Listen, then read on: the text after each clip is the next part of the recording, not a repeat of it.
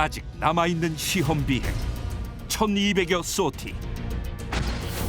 그러나 2003년 말까지 초도 양산이 승인이 안 되면 투자비를 환수하겠다는 개발이 완료되기 전 전력화 시기에 항공기가 납품이 안 되면 그만큼의 전력 공백이 생기는 거고. 공장을 돌려야 한다. 거의 한 200~300개 업체가 매달려 있거든요. 그 양산을 보고 가는 겁니다, 결국. 체계 개발 도중 시작된 초도 양산. 자물쇠를 채워야 된다. 핵심 기술 확보를 위한 치열한 작전. 한 번만 더 이런 일이 있으면 즉시 추방당하고 향후 10년 동안 미국 땅 못 밟는다. 위기와 우여곡절은 과정일 뿐. 고음속 전투기로 개발할 수 있다는 그런 항공 선진국으로 진입하는 것을 전 세계에 자랑할 수 있는 미리 만나는 골든이글 T-50 초도양산 이야기.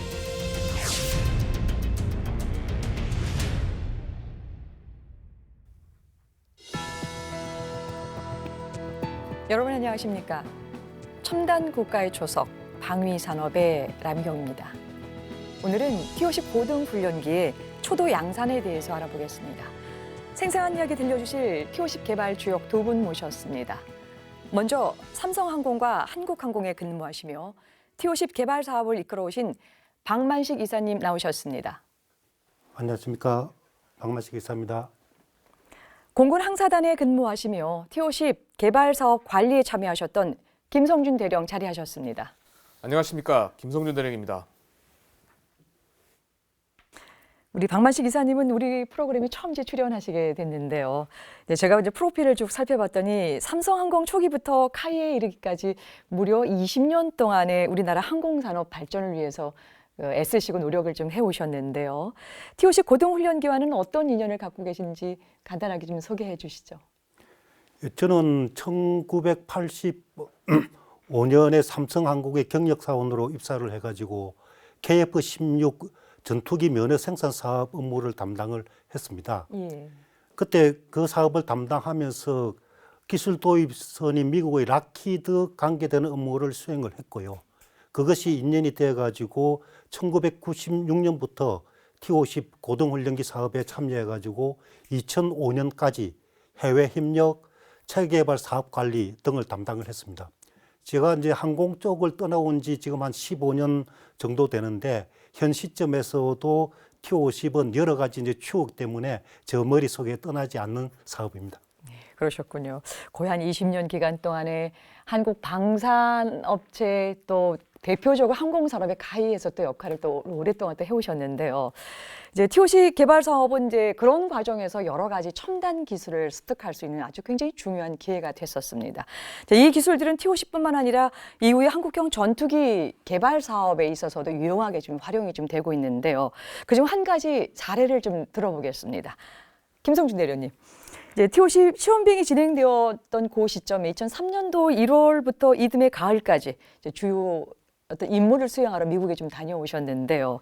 로키드 마틴사에서 비행 제어 OFP 기술을 전수 받으셨다고 하는데요. 이제 우선 비행 제어 OFP 기술 어떤 기술입니까? 그 OFP라고 하는 게 그 오퍼레이셔널 플라이트 프로그램이라고 해서 이제 비행 운영 프로그램을 얘기합니다.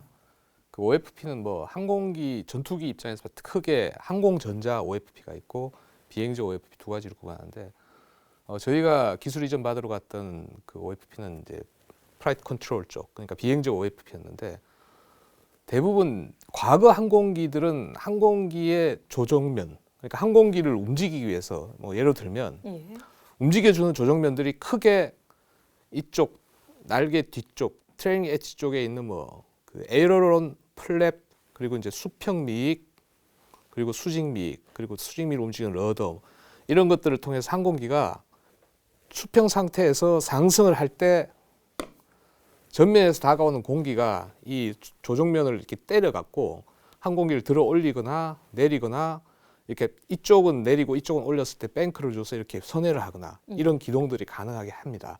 근데 이 각각의 조종면들을 움직이는 게 과거의 항공기들은 그 와이어로 연결이 돼서 미케니컬하게 조종사가 스틱을 움직일 때마다 그 와이어가 자동으로 당겨서 이렇게 움직이는 구조였습니다. 그러다가 이제 한 3세대 넘어서면서 이게 고속의 기동을 하다 보니까 이 조종면을 움직이는데 상당한 힘이 들어가니까 일종의 하이드롤릭 파워 같은 것들을 통해서 이걸 움직이다가 현대에 와서는 좀 더 고속이고 좀 더 기동성이 많은 어떤 그런 항공기들을 개발하다 보니까 이 항공기가 갖고 있는 기본적인 안정성이나 이런 것들을 유지하는 데 상당 부분 어려운 부분들이 있다는 거죠. 특히 전투기 같은 경우에 그 기본적인 설계 개념 자체를 정적 안정성을 극도로 떨어뜨리는 형태의 형상 설계를 하게 됩니다. 그 목적은 전투기 고유 임무인 어떤 기동성을 극대화시키기 위해서 그렇게 하는데 그렇게 했을 때 이제 잃게 되는 안정성을 어떤 식으로 보상을 할 것인가라고 해서 처음 대두된 방법들이 그 플라이 바이 와이어라고 전자식 비행저를 시스템을 채택을 하기 시작합니다. 그 전자식 비행저 시스템의 핵심이 사실 이 OFP입니다. 그래서 이 OFP 같은 경우에 그 필요로 하는 극도의 기동성을 줌으로써 얻게 되는 이점에 이제 반대되는 떨어지는 안정성을 회복하기 위해서 조종사가 준 조종 명령과 이 5개의 주 조종면을 그때 항공기가 갖고 있는 어떤 상태 정보를 컴퓨팅을 한꺼번에 같이 해서 조종사가 준 명령과 항공기 상태 정보가 합쳐져서 최적화된 그 조종 명령이 외부로 나갈 수 있도록 해주는 어떤 그런 기술들이 이 OFP 기술이라고 할 수가 있고요. 주로 그 굉장히 고속의 항공기가 굉장히 극한 기동을 할 때 그때 떨어지는 안정성을 충분히 잡아주고 그때 발생한 여러 가지 결함 부분들도 일정 부분 해소시키기 위해서 이런 전자식 비행저를 지금 많이 채택을 하고 있고 저희가 그 해당되는 기술 부분에 대해서 이제 기술 이전을 받기 위해서 그 당시 갔던 그런 내용입니다. 예, 그러셨군요. 이제 비행저의 이제 OFP 기술 또 이제 항공전자 분야에서도 마찬가지 이제 분야일 텐데요. 근데 한 가지 궁금한 것은요. 이제 그렇게 OFP 기술이 됐든 어떤 기술이 됐든 간에 이렇게 로키드 마틴사와 연계가 됐기 때문에 기술을 받으러 가는 건 조금 이해가 되는데요. 이 체계 개발 후반기에 이 기술을 지금 전수받으러 갔거든요. 이렇게 가게 된 배경이 좀 궁금하게 한데요. 그 TO10 체계개발 사업을 할 때 그 업무 분야를 나눌 때 그 항공전자와 비행저 주익 부분은 로키드 마틴이 워크쉐어로 업무를 담당하도록 되어 있었습니다. 그래서 초기 개발을 시작할 때까지만 해도 특히 이제 비행저 OFP에 관련된 그쪽 랩 연구실이나 이런 데서 도대체 무엇을 갖고 어떻게 하고 이걸 어떻게 만드는지 전혀 아무도 몰랐습니다. 그리고 비행저 부분은 굉장히 미국에서 기술 통제를 하는 어떤 그런 부분이다 보니까 거의 모르는 상태에 있었는데 사실 저희가 그 양산을 들어가는 2005년, 이제 6년, 7년 이렇게 양산 실제 배치되는 그 단계 시점에서 이제 항공기가 들어가고 나면 이 비행저 OFP에 대한 유지 보수, 이제 운영 유지 보수를 이제 해야 되는데 그 시점에 락히드 마틴은 그 F-16 블락 60을 개조 개발하고 있었고 추가로 또 F-35 지금 그 프로그램이 계속 진행되고 있는 상태에서 실제 비행저 쪽에 필요한 엔지니어가 굉장히 많이 모자란 상태였습니다. 그런 상태에서 상당 인력들을 한국의 이 그 TO10 운영 유지 측면에서 비행저 OFP를 지원하는 부분이 상당히 부담스러웠던 부분이 제일 컸던 것 같습니다. 그게 이제 그 양산을 결국은 럭히드는 이제 양산을 지원할 수가 없다라고 판단을 내렸고 이제 그 대안으로 우리가 정비에 필요한 기술 이전을 해줄 테니 연수를 받으러 와라. 그리고 나서 한국 자체적으로 이 OFP에 대한 운영 유지 보수를 해라라는 쪽으로 얘기를 했던 것 같습니다. 거기에 또 다른 이면을 또 살짝 보면 그 TO10에 적용된 OFP는 지금 현재 F-35나 뭐 F-22나 이런 쪽에 적용되고 있는 OFP와는 성격이 약간 다릅니다. 그러니까 이제 약간은 진부된 기술이라 볼 수 있지만 어쨌든 현재는 최적화된 기술이지만 현재에서 쓰고 있는 OFP 방식들은 우리가 흔히 얘기하는 윈도우즈에서 쓰는 그 이벤트 드리븐 방식으로 이제 조종사가 어떤 명령을 행했을 때 그걸 하나의 이벤트로 받아들여서 처리를 해주는 어떤 그런 쪽으로 이제 발전이 계속 돼 나가고 있는데 이제 약간은 과거의 방식이죠. 어떤 이터레이션 시퀀스라고 해서 시작과 끝이 정해져 있고 그걸 계속 무한 반복하는 형태의 어떤 그런 OFP라 자기들은 충분히 이전에 F-16을 다 쓸 만큼 썼으니 요거는 이전을 해도 크게 문제가 없겠다라는 판단 플러스 한국이 이거 갖다가 뭘 어느 정도로 쓸지 못할 것이다라는 어떤 약간의 어떤 그런 자만 뭐 이런 것들이 좀 포함돼서 기술 이전이 이루어졌던 걸로 생각이 납니다. 예, 그러셨군요. 양산 과정이나 또 그 이후에 어떤 그 럭키드 마틴이 직접 개입할 수 없게 되는 사안에 있어서의 어떤 안심을 하고 일단은 좀 이 기술을 좀 전달해 주는 느낌이 좀 드는데요.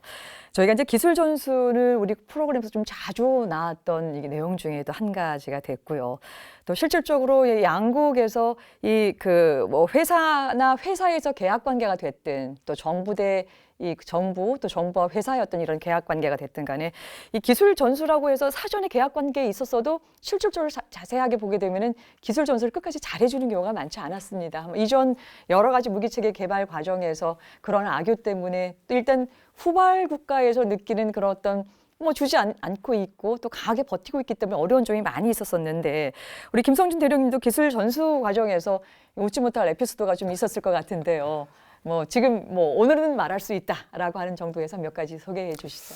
사실 오늘은 말할 수 있다가 이게 정말 말할 수 있는 건지 없는 건지는 모르겠지만 제 나름대로 조금 스크린해서 좀 몇 가지 말씀을 드리겠습니다.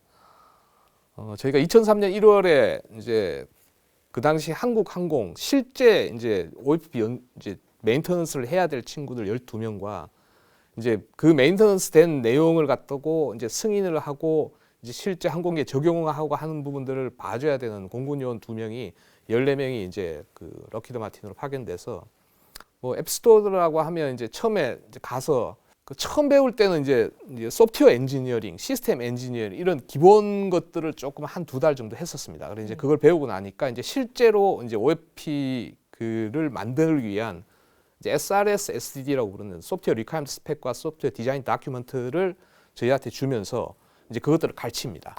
이제 그걸 이제 강의를 하고 바로 저희는 그걸 짜야 됩니다. 그날 오후에 오전 강의, 오후에 소프트웨어 짜고 그리고 이제 강사들이 와서 그걸 봐주고 이제 그때쯤 되니까 이제 저희가 강의 자료로 갖고 다니던 그 SRS, SDD 이런 강의 자료들을 저희가 가방에 넣고 이제 퇴근할 때 가지고 가지 않습니까? 이제 집에 가서도 이제 복습하고 이렇게 해야 되니까. 근데 그냥 가방 갖고 다니는데 그 가방에다가 누가 오더니 그쪽 시큐리티에서 오더니 자물쇠를 채워야 된다는 거예요.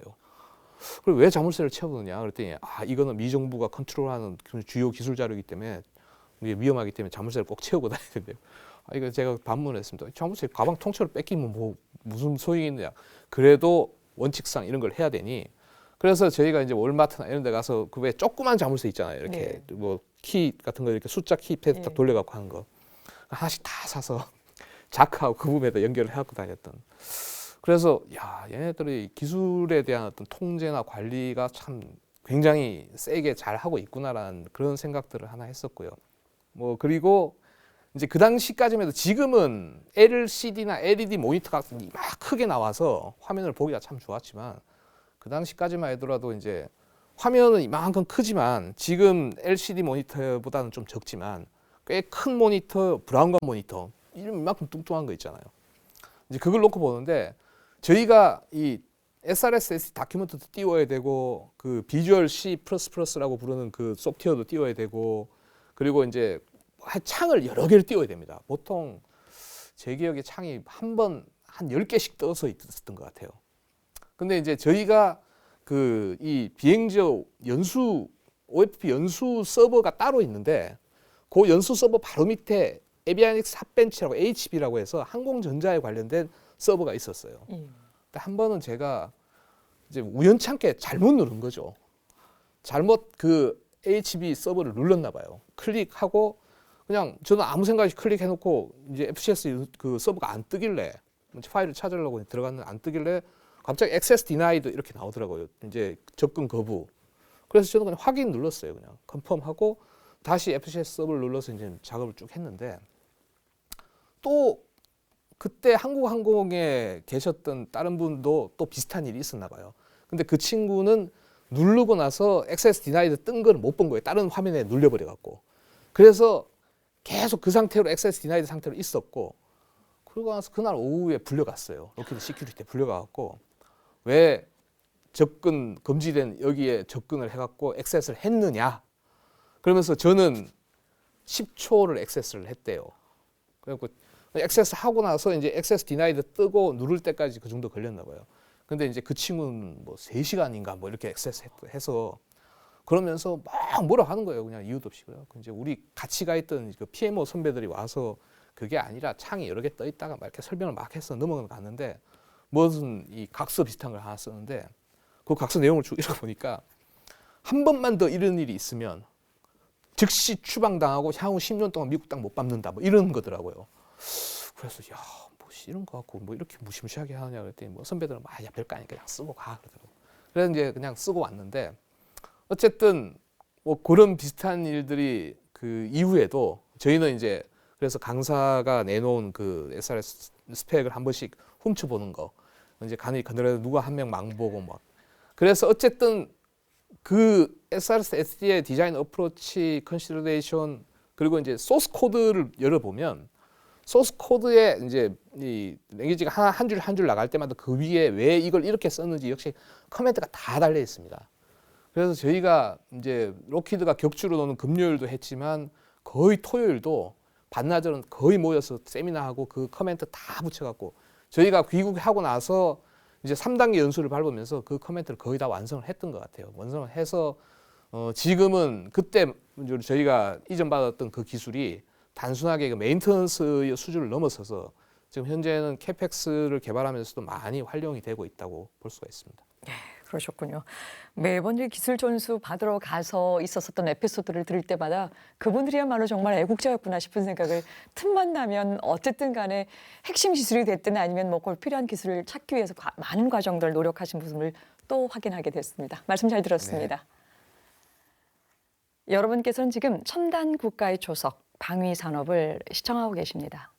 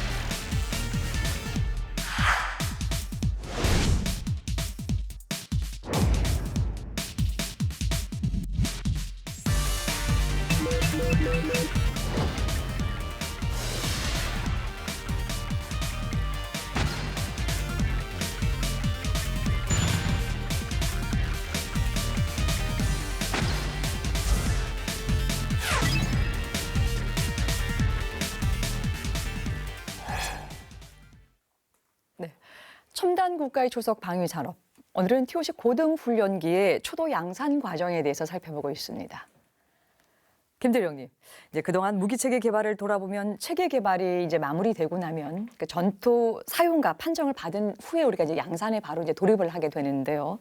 그래서 TOC 같은 경우에는 시험 비행이 진행되는 도중에 2003년도에 벌써 이 잠정 전투 사용과 판정을 받고 이 초도 양산에 먼저 진입을 하게 됩니다. 근데 일반적으로 이 잠정 전투 사용과 판정이나 아니면 이 그 초도 양산 두 가지 모두 다 우리 뭐 시청자들 입장에 있어서 그렇게 뭐 이렇게 익숙한 개념은 좀 아닌데요. 이 체계 개발 도중에 이 초도 양산을 진행하게 된 배경이 좀 있을 것 같은데 어떤 이유가 있습니까? 대다수의 연구개발 사업들이 이런 과정을 많이 밟게 되는데 결국은 이제 해당되는 군이 요구하는 전력화 시기 때문이 가장 큽니다.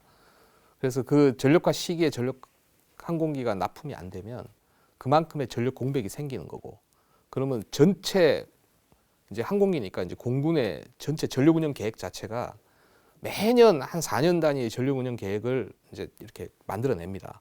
근데 이때 이 T-50이 납품이 돼서 이 전력을 이만큼 채워서 전체 전력을 유지하게 되는데 그 부분에 공백이 생기는 부분이 사실 제일 크고요. 두 번째는 사실 록히드 마틴이라는 그 이제 약간은 선진 항공 회사 입장에서 이제 우리보다 더한 초도 양산을 합니다.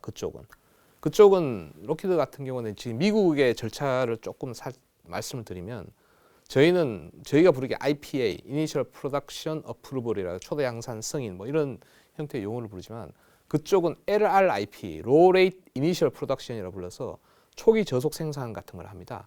이게 어떤 얘기인가 하니 처음에 항공기 체계 개발이 쫙 다 끝나고 나서 이제 중간에 양산을 이제 저희처럼 양산을 하는데 양산을 다 찍어내지 않습니다. 그러니까 뭐 크게는 한 4대 뭐 요 정도 찍어서 운용부대 보내봅니다. 그래서 운용부대에서 실제 운용을 해보니 야 이거는 문제가 있고 이것도 문제가 있고 이거 이렇게 고쳐야 되고 실제 사용자가 요구한 대로 만들어지지 않았다 등등의 여러 가지 요구사항들 불만 사항들이 쏟아져 들어옵니다. 그거를 이제 개발하는 중간에서 계속 피드백 받아서 집어넣는 거죠. 설계 변경을 계속 해가면서. 그래서 이제 그거를 몇 차례 합니다. 몇 차례 하고 나서 어느 정도 모든 게 다 해결이 됐다. 그러면 이제 그 풀레이트 전체 매스 프로덕션으로 이제 들어가게 되는 어떤 그런 개념인데 저희 같은 경우는 필요한 전력화 시기에 맞게끔 그 시기에 들어가려면 이때 양산을 들어가야 된다라는 어떤 그런 기한적인 어떤 그런 부분들을 고려해서 양산을 했었고요. 또 한 가지 초도 양산을 중간에 개발이 끝나기 전에 양산을 했을 경우에 대부분의 지금의 연구개발 프로젝트는 이제 동시공학이라고 부르는 여러 가지 동시다발적으로 같이 일어나서 동시에 모여서 이렇게 최종적인 그 제품을 생산하는 형태로 가는데 이제 빨리 생산을 하면 물가 상승률을 고려했을 때 한 3년 내지 4년 이후에 한 것보다 훨씬 더 단가가 떨어집니다. 분명한 사실이고요. 또 한 가지는 생산 습승률, 생산 학습률, 그러니까 이제 실제 물건을 만드는 매니팩처링 엔지니어의 어떤 습득이 올라갑니다. 먼저 만들면서 초기에는 조금 떨어지만 뒤로 갈수록 좋아지기 때문에 전체적인 그 인시수라고 그러는 우리 공수, 그러니까 인건비가 준다는 겁니다. 거의 기하급수로 이렇게 쭉 떨어지거든요.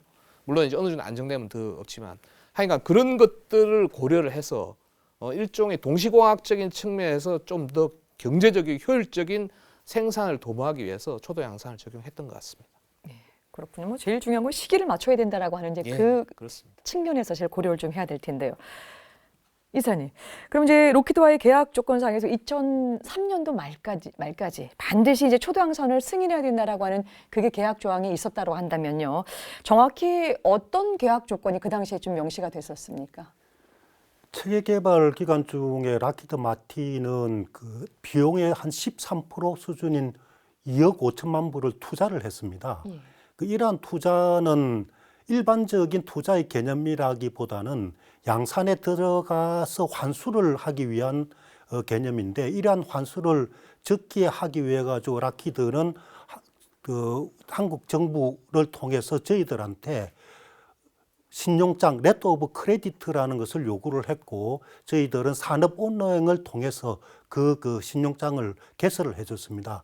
그 신용장 개설의 내용에 따르면 체계 개발에서 통상 양산으로 넘어가면서 일정이 지연되는 경우가 많은데, 그렇게 되면 락히드가 자기가 투자한 비용을 환수를 제대로 못하기 때문에 일단 2003년 말까지 초도 양산이 승인이 안 되면 자기들이 체계 개발 기간 동안에 투자한 투자비를 환수하겠다는 그런 조건입니다. 그래서 저희들이나 한국 공군은 일정을 맞추는 게 무지하게 중요한 사항이었습니다. 예, 그러셨겠네요. 여하튼 록히드 마틴사가 세계의 어떤 유수의 항공사로서 이득을 취할 수 있었던 것들, 체계 개발 동안에 13% 정도 있었던 것들을 환수하기 위해서 시기가 어긋났었을 경우에 받겠다라고 하는 것들 조항을 아주 명시적으로 이제 해놨던 것 같은데요. 그럼 이제 체계 개발 도중에 이 초도 양산을 진행한다라고 하는 것이 이제 공군하고 또 이제 카이 측에 있어서도 이제 각각 좀 상당 부분 의미가 좀 있었을 것 같은데, 이제 그 부분도 한번 좀 듣고 싶은데 우리 김대리님께서 먼저 좀 주시죠. 그 초도 양산 진행이 공군에게 어떤 의미가 있느냐라는 그 질문에 좀 전에 답한 것과 거의 유사합니다. 결국은 적기 전력화를 통해서 전력 공백을 방지할 수 있다. 그리고 이제 이게 고등 훈련이지 않습니까? 그러면 실제로 그 당시에 운영하고 있던 고등훈련기들이 F5EF나 아마 호크 이런 것들을 쓰고 있었는데 이제 거의 도태 시기에 물려 있었고 이제 실제 양성해야 될 조종사 소요는 굉장히 많은데도 불구하고 그걸 이제 이게 납품 시기를 놓쳐서 지연이 되게 되면 그만큼의 우리 공군에서 필요한 조종사 소요를 충족시키지 못한 어떤 그런 문제가 있었는데 일단은 양사에 잘 진입해서 우리가 필요한 납기를 잘 지킬 수 있다는 어떤 그런 상황에서 충분히 이제 조종사를 양성할 수 있는 소요를 충족할 수 있다. 뭐 그 부분이 하나 의미가 있을 수 있고요. 사실은 박 이사님이 하실 얘기를 제가 조금 먼저 드리면 공군보다는 개발업체 측면에서 조금 더 큰 의미가 있습니다. 그러니까 무슨 말씀인가 하니 실제로 연구개발 절차를 보면 처음에 설계 해석해서 시제품 제작하고 그다음에 시험평가 단계를 거쳐서 좀 전에 말씀드린 뭐 전투용 사용갑 뭐 이런 것들을 다 통해서 양산까지 들어가야만 그 사업에 참여했던 물론 주계업체 그 밑에 있는 협력업체들 많은 업체들이 거의 한 200~300개 업체가 매달려 있거든요. 이제 그 업체가 그 양산을 보고 가는 겁니다. 결국은. 근데 이제 최초의 그 이 생산 라인을 깔 때 그러니까 항공기 전체에 대한 생산 라인은 전체 시스템 인테그레이션 하는 항공이 깔지만 그 각각에 들어가는 구성품이나 이런 부분들은 그 협력업체들이 이제 생산 라인을 구축을 합니다.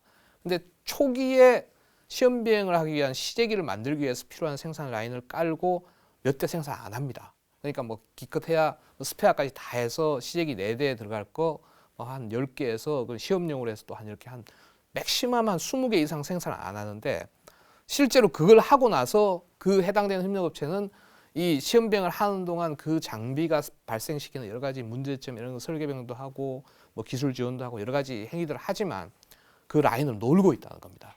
근데 이게 체개발이 다 끝난 2005년까지 기다렸다가 그걸 하기에는 그 업체는 필요로 하는 인력도 유지를 해야 되고 뭐 여러 가지 뭐 봉급도 줘야 되고 이렇게 해야 되지 않습니까? 인프라 유지도 해야 되고 이제 자칫 그게 늦어져서 너무 밀릴 경우에는 그 업체는 이제 뭐 이거 하나 바라보고 가는 업체가 여기서 이 펀딩이 안 되니까 결국 도산까지도 갈 수 있고 그 업체에 이제 몸담고 있던 여러 가지 주요 기술 인력들이 다 유출돼서 딴 데로 가는 이런 문제들이 심각하게 나타나거든요. 그래서 그런 부분에서 약간은 양산을 일찌감치 시작하는 부분들도 상당히 의미가 있는 부분이라고 생각이 됩니다. 예, 그러셨군요. 이제 공군의 입장에서는 어떤 전력의 공백을 막는 것들, 또 소요된 이 조종사들을 빨리 양성해낼 수 있다라고 하는 그 측면에서는 굉장히 좀 앞서서 한 것이 또 유리하게 작동을 하고 또 그런 데서 또 의미를 좀 찾아주셨고요. 박 이사님, 카이의 입장에서는 또 어떤 의미를 좀 찾을 수 있을까요? 앞에서 김성준 대령님께서 다 말씀을 해주셨는데요. 그 T-50 사업은 우리나라 항공산업의 도약을 위한 그 개발 사업입니다. 그러면 개발 사업에서 가장 중요한 게 물론 생산 시설도 있어야 되지만은 그 항공기를 설계 해석할 수 있는 기술 인력들입니다.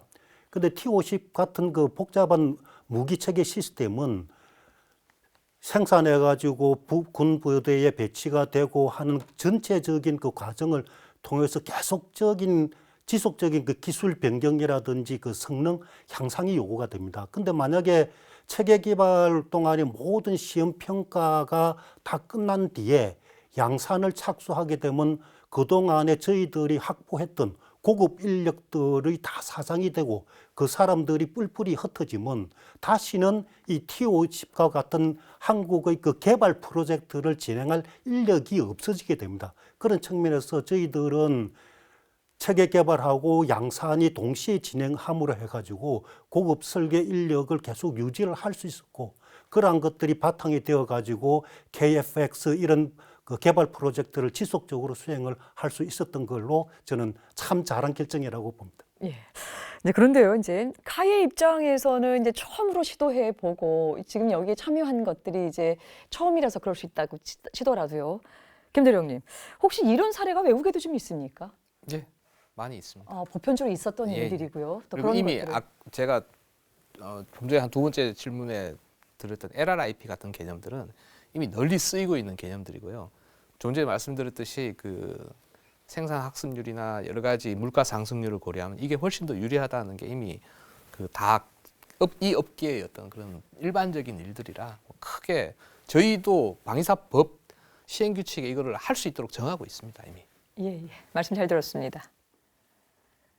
여러분께서는 지금 첨단 국가의 초석, 방위 산업을 시청하고 계십니다. 국방과학연구소에서 고등훈련기 사업을 공식적으로 건의한 1980년대 후반, 공군의 고등훈련기 사정은 매우 열악했다. 6.25 전쟁에서 미군이 운용하던 T-33을 전쟁 후에도 우리 군이 훈련기로 운용했는데 그마저도 숫자가 부족해 F-5 계열의 전투기를 고등훈련기로 활용하고 있었다. 1940년대 후반에 제작된 T-33은 1980년대 후반에는 이미 도태 직전의 상태가 되어 부속은 물론 군수 지원을 받기도 힘든 상황이었다. 그렇다고 전투기로 운용해야 할 F-5를 언제까지 고등훈련기로 사용할 수도 없는 일이었다. 이런 상황을 타개할 정답은 당연히 신형 고등훈련기의 도입. 더구나 당시 최신의 전투기였던 F-16을 도입하는 사업이 한창 추진 중이었기 때문에 최신 전투기를 조종할 조종사들을 훈련시키기 위해서는 최신의 고등훈련기 소유가 시급했다.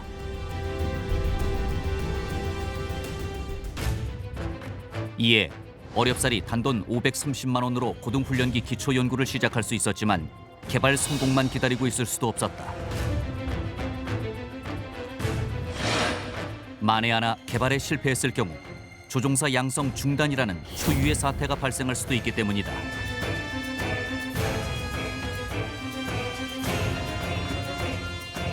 공군은 우선 시급한 고등훈련기 수요를 충족시키기 위해 영국 BA-24의 호크기를 20여 대 구매했고 그 대가로 절충 교육을 통해 설계 기술을 전수받기로 한다.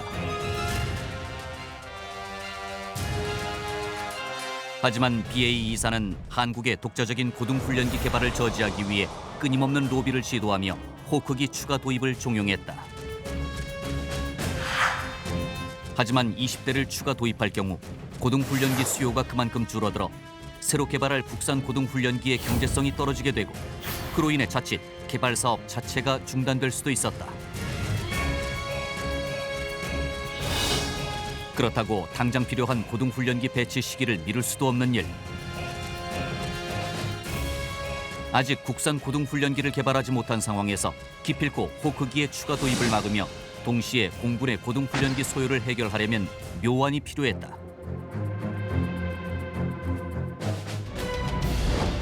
이때 제기된 것이 T-38 임차. 미국의 T-38은 1959년 초도 비행 이후 1972년까지 생산된 초음속 훈련기로 F-5 이후 파일럿 양산에 투입된 기종이다. 그중 실전에서 퇴역해 애리조나주 데이비스 몬탄 기지에 보관 중이던 중고 T-38을 임차하여 당장 급한 우리 공군의 고등훈련기 소요를 해결한 것이다. 퇴역한 훈련기를 가져다 쓸 만큼 공군에게 고등훈련기 획득은 시급했고 개발팀에게 고등훈련기 개발은 간절했다. 얼핏 해외 도입이 가장 쉬운 방법처럼 보이지만 쉬운 길엔 그만한 대가가 있다. 필요한 공군기를 해외에서 도입하면 적어도 30-40년간 국내 자체 개발은 꿈도 꾸지 못할 것이기 때문이었다.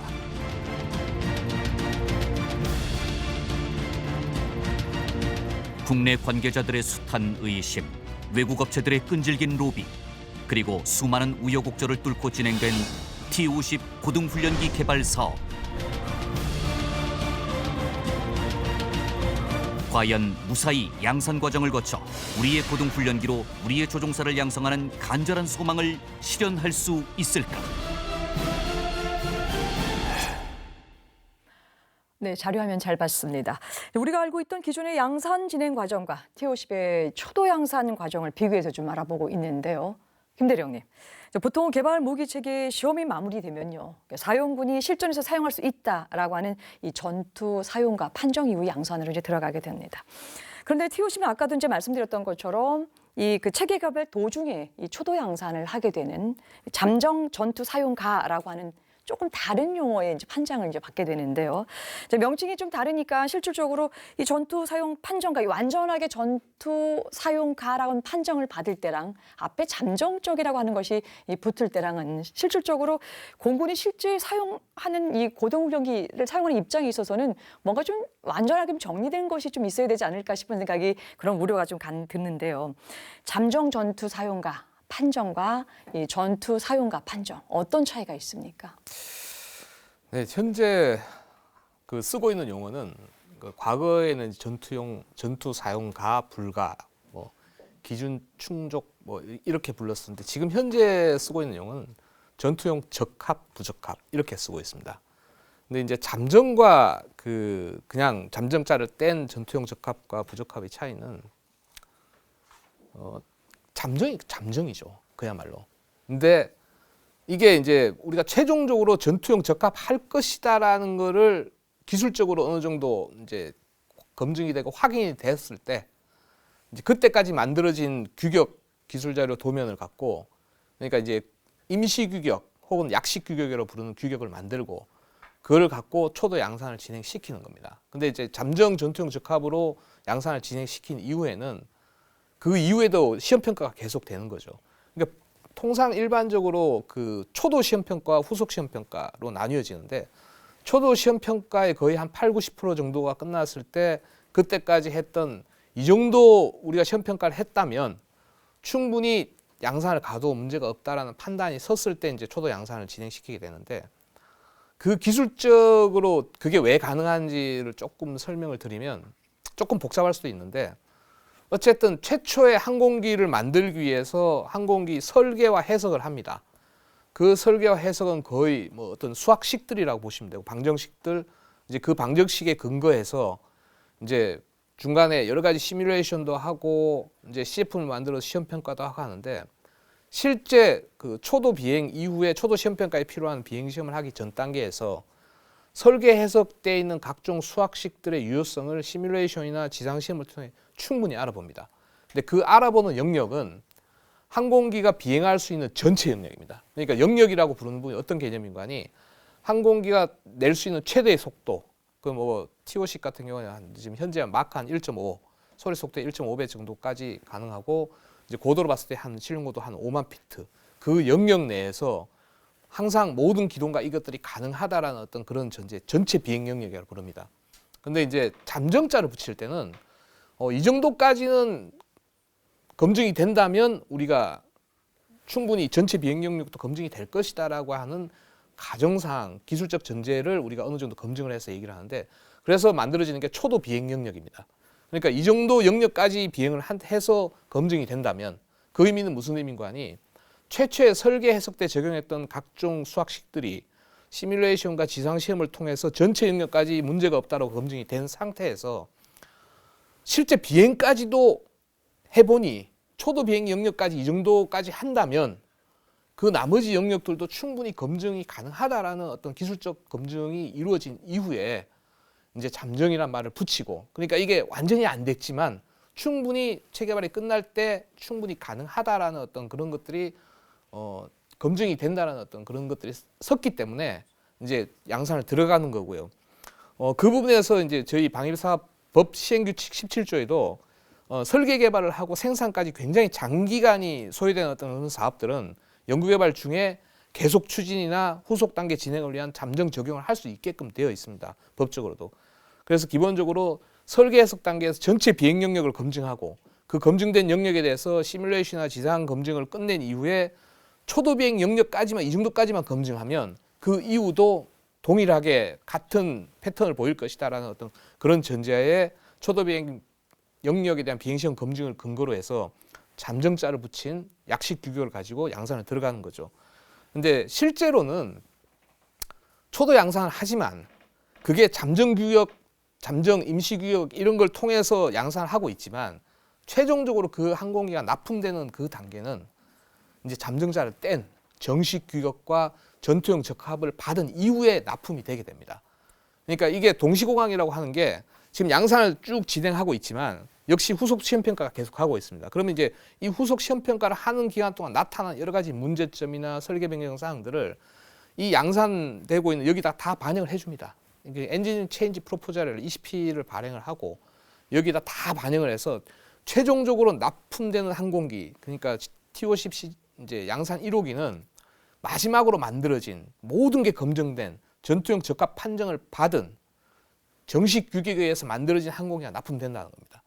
그래서 사실 기재부나 여러 부분에서 이런 부분에 대해서 약간 오해를 하시는 부분들이 그 국어를 어떻게 믿습니까? 라고 하는 부분에 대해서 제가 사실 캐펙스 있으면서 그 리포트를 하나 써서 지금 여기도 지금 갖고 있는데 기술적 의미라는 걸 좀 정리를 했었습니다. 그러니까 EX 플러스 1이라고 하는 방정식이 뭐 범위를 2부터 10까지 이렇게 하면 그 이후도 그냥 선형 방정식이니까 똑같이 갈 거 아닙니까? 여기까지 검증이 되면 이 부분 동일하게 검증이 될 수 있다는 그런 가정을 깔고 이 잠정자를 붙여서 하는 거고, 이제 그게 경제적으로나 여러 가지 면에서 유리하기 때문에 뭐 전력화 시기 다 해서 이런 부분들을 하고 있는 거라고 생각이 됩니다. 굉장히 약식이라고 하는 수치는 있겠지만 실질적으로 동시공학을 했었던 그런 부분이었기 때문에 예측 가능하고 잠정자를 붙였지만은 양산에 들어갈 수 있었던 그런 또 배경이 된 것 같습니다. 이렇게 이제 전투 사용과 판정 후에 이제 바로 이제 양산으로 이제 들어가게 되는데요. 이제 구체적으로 이 업체 입장에서는 이제 양산 계획을 구체적으로 좀 세워 나가야 될 텐데요. 이사님, 이제 양산 계획에 포함되는 내용 구체적으로 T-50을 뭐 사례를 들어서 어떤 것들이 좀 들어가는지 설명해 주시죠. 무기 체계 획득 과정의 개발이나 양산 들어가기 전까지는 여러 가지 그 검토회의가 실시가 됩니다. 그 검토회의 중에 하나가 양산 착수가 가능한지 하는 것을 검토하는 회의가 프로덕션 레디니스 리뷰 양산 착수 검토회의입니다. 이 양산 착수 검토회의는 공군 사업단, 항공사업단의 주관하에 정부 유관기관들이 참석을 해서 실시를 했는데, 그 회의에서 주 계약업체인 한국항공은 먼저 체계 개발 기간 동안 실시했던 여러 가지 검토회의의 조치사항들이 제대로 다 종결이 되었느냐, 그 다음에 공군이 요구하는 요구도를 다 충족을 하느냐, 그 다음에 생산계획, 인력이라든지 시설, 자재 이런 것들이 준비가 다 되어 있느냐, 그리고 품질 보증은 어떻게 할 거냐, 관계되는 업체에 대한 관리, 협력업체 관리 계획은 어떻게 하는가 하는 것을 저희들이 이제 보고를 했고, 그러한 검토회의 과정을 통해서 현장에서 양산 착수가 준비가 다 되었습니다. 이런 것들이 공식적으로 보고되고 난 다음에 저희들은 거기에 그러면 양산할 때 어느 정도의 비용이 소요가 될 거냐 하는 것까지 포함해서 공군에 제출하면 공군에서 관계되는 절차를 거쳐서 최종적으로 국방부로부터 양산 집행 승인 건의를 하고 집행 승인을 받았던 겁니다. 예, 또 그런 일련의 또 이 절차대로 또 준비를 하셨겠고, 예. 또 그런 과정적인 부분들을 좀 맡아주신 하셨는데요. 김 대령님, 이제 초도 양산 계획이 승인된 것이 2003년도 9월 22일 날 이게 이제 정리가 됐습니다. 그런데 양산 1호기 출고 행사 날짜는 보니까 2005년도 8월 달에 진행이 됐거든요. 거의 한 2년 정도 기간을 이제 거치게 되는데, 실제 그 당시에는 시제기가 벌써 완성되어서 시험 비행도 이루어지고 있는 이런 그 상황이었었는데, 양산 1호기 출고까지 이렇게 오랜 시간이 걸렸던 이유가 있었습니까? 원래 그 항공기 양산 한 대 하는데 뭐 지금은 좀 많이 빨라졌습니다. 생산 체계를 새롭게 더 업그레이드해서 조금 그 단계를 줄인 부분들도 있고 여러 가지가 많이 했는데, 당시까지만 해도 기본적으로 항공기 생산하는데 한 18개월에서 20개월 정도, 이제 한국항공에서 이제 얘기하셨던 그 정도 기간이 들어갔었고요. 이제 그 이유는 일단 항공기에 들어가는 여러 가지 구성품들이 그 롱리드 아이템, 장납기, 한번 주문을 발주를 내면 최소한 1년, 2년 걸리는 어떤 그런 품목들이 많이 있습니다. 이제 그런 부분을 고려해서 한국항공에서는 미리 선발주를 낸 부분도 상당히 많았고요. 이제 그럼에도 불구하고 그런 장납기 품목을 수급하거나, 좀 전에 말씀드린 한 18개월에서 20개월 정도의 기본적인 생산 일정, 이게 생산해서 그냥 뭐 자동차처럼 뚝뚝뚝 만드는 게 아니고 그 각 공정별로 실제로 양산의 공정 단계에서 있던 품질 보증은 그 당시 국방품질관리소, 지금 현재는 국방기술품질원이 담당을 하고 있습니다. 그 품질 보증 요원들이 나와서 정부가 검사해야 되는 필수 항목들, 그러니까 맨다토리 거버먼트 인스펙션 포인트라는 것도 다 정해져 있거든요. 그 전체 포인트가 한 1,800개, 한 2,000개 포인트를 이제 일부분은 업체에 위임되어 있는 거 있고 정부가 완전히 꼭 해줘야 되는 부분들 이런 것들을 다 검사를 해가면서 전 공정을 다 거치거든요. 이제 그 기간이 상당 부분 많이 소요가 되고 또 한 가지는 아까도 말씀을 드렸지만 처음 만들어 보지 않습니까? CF 만든 이후에.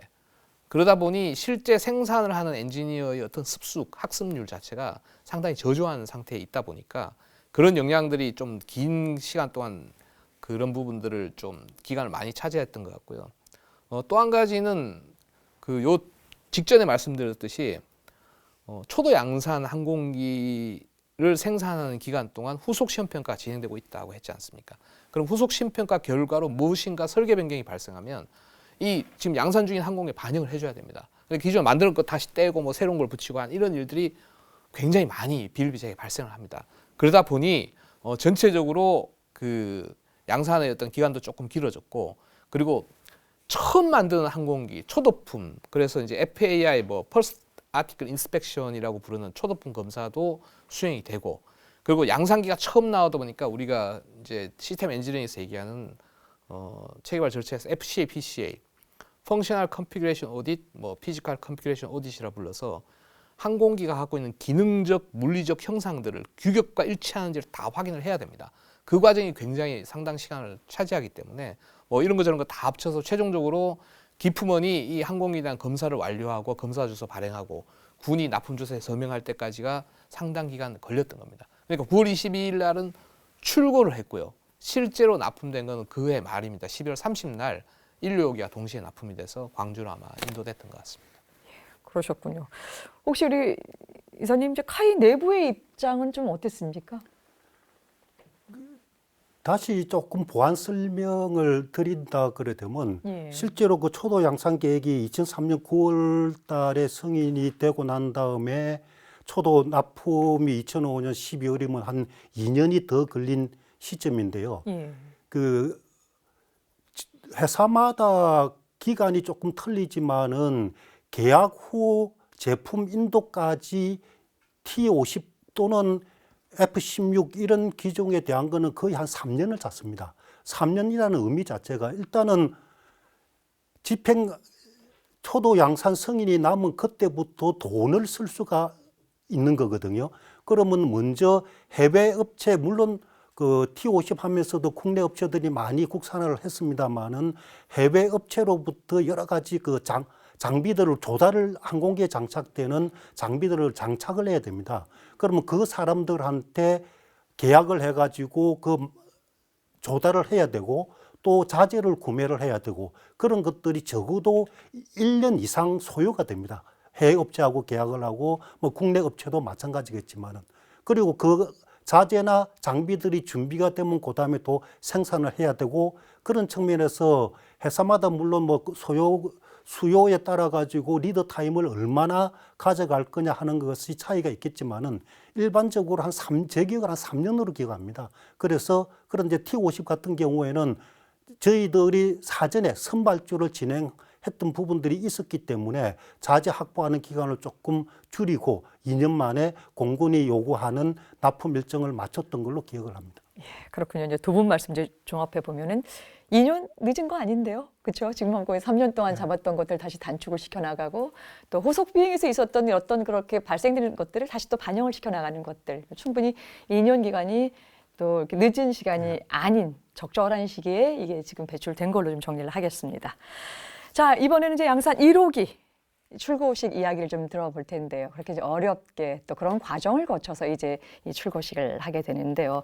당시 이제 출고식 행사에 대통령도 직접 참여해서 T50의 양산이 얼마나 자랑스러운 일인가라고 하는 것들을 또 이게 말씀을 하시고요. 또 이제 그것을 보도하는 언론의 입장에 있어서도 이 초음속 시대가 열렸다라고 하는 측면에서 정말 대대적으로 이제 이렇게 반갑게 이제 보도하는 측면이 있었었는데요. 그러니 이제 뭐 대통령도 그렇고 언론도 그렇지만 실질적으로 개발실이나 아니면은 양산 공장에서 근무하셨던 이 카이에트 직원들이 또 상대적으로 굉장히 많이 또 이게 환영을 했었을 것 같은데요. 박 이사님, 그 당시에 이제 어떤 인터뷰에 보니까 이사님이 이제 이 초음속기 개발 기간을 지킨 것은 우리가 세계 최초다라고 이제 인터뷰 이제 말씀을 좀 하셨는데요. 양산 1호기 출고 당시에 그 당시 어떤 감격적인 것들을 다시 한번 회고해 주시고요. 우리가 또 의미를 좀 찾자면 어떤 것이 좀 있을까요? 제가 그 당시에 근무하면서 해외 사례들을 많이들 검토를 했는데요. 그 타국의 사례들을 보게 되면 초음속급 항공기를 개발하면서 성능을 못 맞췄다든지 아니면 예산이 부족했다든지 또는 사업 관리가 제대로 안 돼가지고 일정을 지연을 시켰다든지 그런 식으로 대부분의 그 프로젝트들이 개발 기간을 준수한 경우가 거의 없었습니다. 솔직히 T50 개발 사업을 진행하면서도 뭐 개인적으로는 과연 우리가 성공을 할 수 있을까 하는 두려움은 많이를 가지고 있었습니다. 그렇지만은 자신감을 가지고 공군 또 정부 관계 부서들, 한국항공 사람들이 다 합심해 가지고 일정을 달성을 할 수 있었고 양산 1호기가 출고가 되었을 때는 개발 과정에서 고생했던 일 또 뭐 제 개인적으로는 뭐 락히드 주익 그 국산화 시키면서 좀 고초를 많이 당했습니다. 그런 것들이 참 만감이 교차했죠. 어떤 뭐 T50 사업은 어떻게 보게 되면 우리나라의 항공 산업이 이제 초음속 전투기로 개발할 수 있다는 그런 항공 선진국으로 진입하는 것을 전 세계에 자랑할 수 있는 그런 계기가 되었다고 생각을 합니다. 지금 이제 마지막으로 이제 박 이사님 말씀 들으면서 산이 높으면 또 골짜기가 깊다라고 하는 거. 우리가 이제 주익 관련된 교체되는 과정에 있어서 이 카이가 거쳤던 마음의 어떤 그 어려움들 또 그걸 또 주도하고 또 담당하셨던 입장 내에 있어서 지금도 울컥하셔서 좀 말씀을 좀 주시는데요. 어떤 건지 어쨌든 양산 1호기가 출범되면서 그때 그 모습을 보면서 이 어려웠던 과정적인 부분들이 또 상대적으로 굉장히 많이 또 일부는 또 자랑스럽기도 하고 일부는 또 어려움이 다시 스쳐갔었던 이제 그런 부분들을 소개해 주셨는데 오늘 두 분 말씀 잘 들었습니다. 많은 사람들이 높고 불가능해 보이는 것에 목표를 정합니다. 하지만 정말 중요한 도전은요, 처음 약속을 그대로 지켜나가는 것이겠죠. 수많은 변수와 장애가 있었지만 T50 개발팀은 처음 약속한 예산과 기간을 훌륭하게 지켜냈습니다. 자, 그렇다면 과연 후속 양산 어땠을지 다음 시간에 이어가겠습니다. 끝까지 함께해 주신 여러분 고맙습니다.